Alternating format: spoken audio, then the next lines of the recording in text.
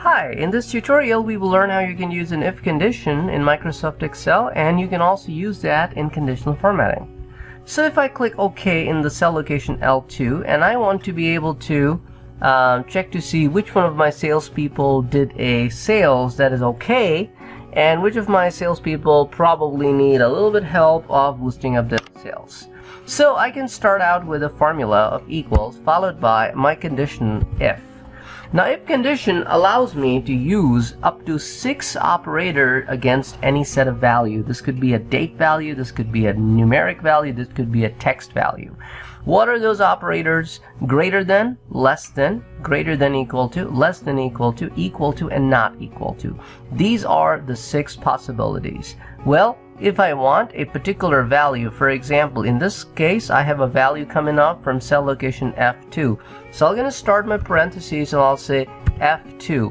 If the value coming from F2 is greater than, I'm going to come up with my own ruling, scaling. For example, if it's greater than 140,000, that means I'm going to put a comma. That means that sales is okay. Otherwise, comma, this person needs help. So I have 2 sets of criteria here. If the value coming from cell location F2 is greater than 140,000, then it's okay. If that value is less than or equals to 140,000, then this particular salesperson needs help. I'm going to press enter here. And you can see that since this value for sales is greater than 140,000, therefore this salesperson is okay. But now if I use the autofill handler, and when I'm done selecting, you will notice that there are some salespeople whose total sales was less than or equals to 140,000, so they're the ones who need some help.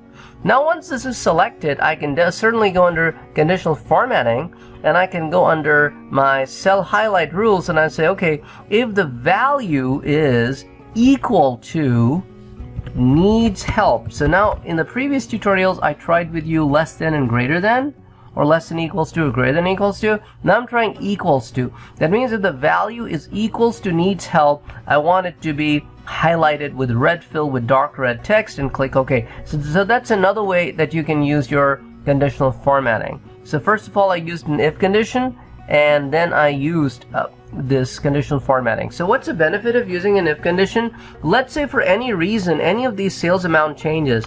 Let's say if this sales amount was actually 10,000 as well. So now this total sales goes down to 84,000. So notice this turns red, this turns red, and also the status changes to needs help. If this is back to a value that will going to be enough for the salesperson, I'm 100,000, notice the color changes. So that's one of the good things about Excel, that since all the cells are connected to some formulas, some formatting, it will automatically kick in. You don't have to sit there and format. So that's all for this tutorial. In the next tutorial, we're going to continue with some more formulas. Have a